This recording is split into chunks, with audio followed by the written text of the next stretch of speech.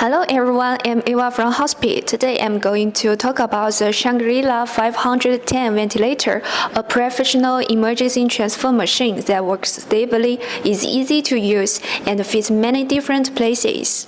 Thanks to its tube-frame structure, it's small and easy to carry, fitting ambulances, emergency rooms, and even tough environments. Equipped with pneumatic electric control, it has 5 ventilation modes: AC, sine and V, sponge, and manual. Suitable for adults and children over 10 kilograms. Its touch buttons, knobs, and LCD screen make it easy and quick to operate. You can check key data right away, and it also displays pressure waveforms and has many alarm functions.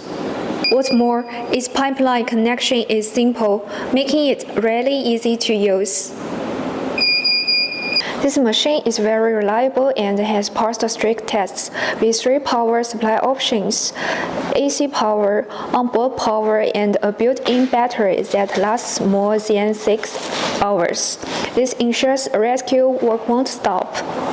Because of its great performance, this ventilator is widely used in emergency centers, supporting emergency medical work all over the world. That's all for my introduction today. Thank you all so much for watching.